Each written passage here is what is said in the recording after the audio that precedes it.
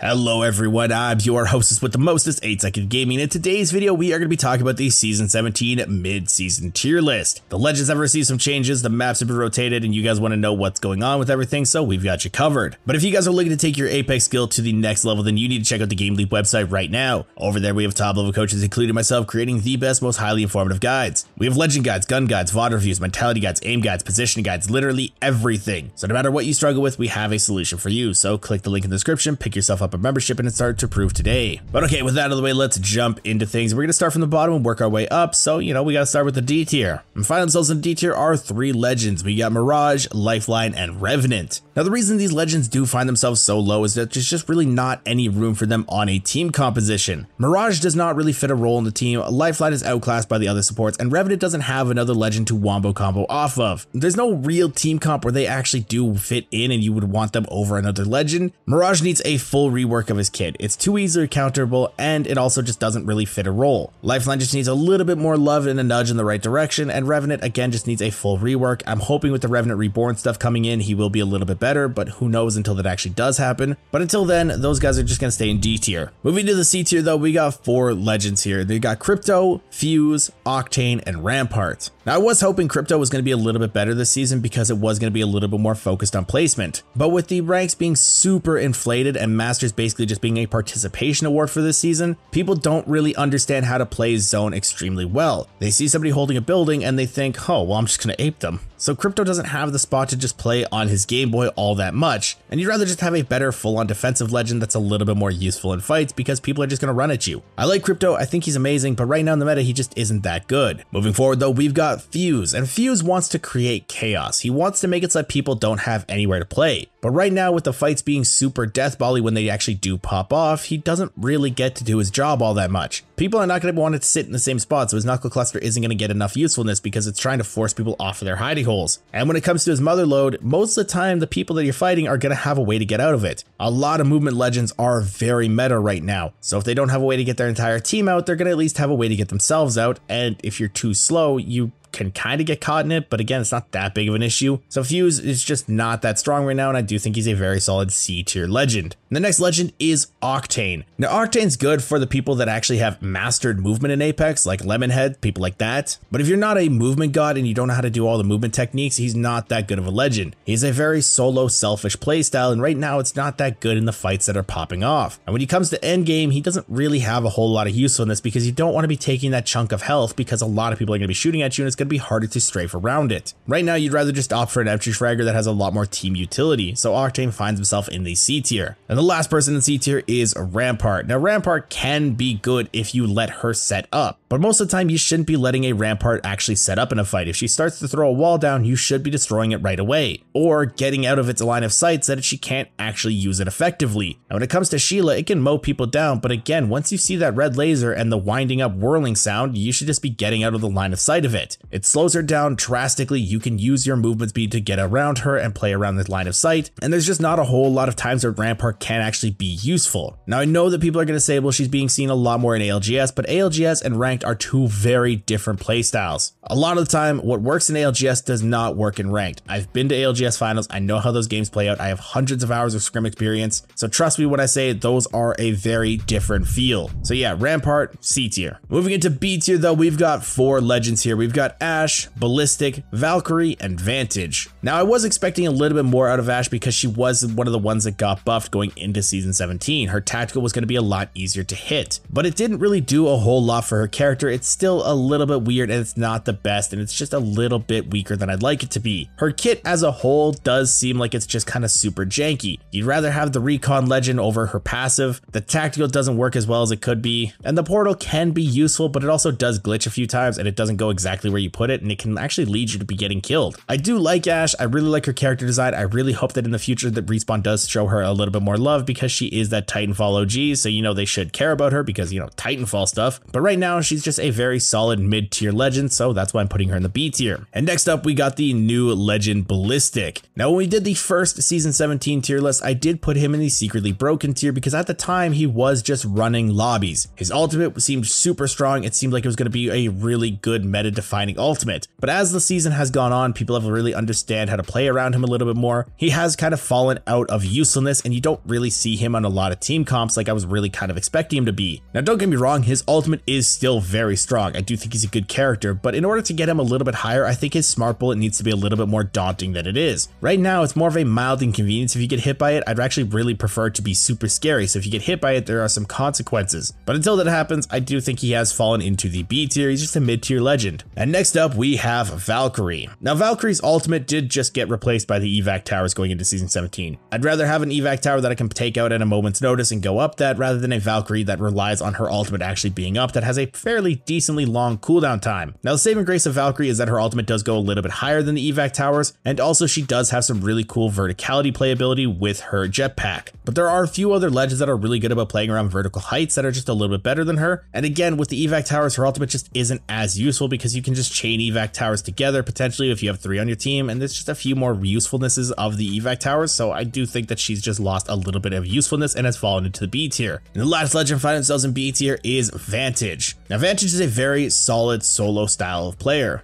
You have to be very selfish to play her, but she has a lot more usefulness to the team than Octane. Octane just wants to be super solo and do everything for himself, but Vantage, when you're hitting people with the sniper rifle, you're at least getting the damage benefit of it. You can also ping some information out to your team, and you can have some really solid off-angling with the echo potential. Overall, I think Vantage is actually a pretty strong legend, but her hitbox does take her down a little bit, and because she doesn't have a ton of usefulness to the team, it does also not move her up any higher in the game right now, and a lot of the fights are how much utility does your team have at their disposal.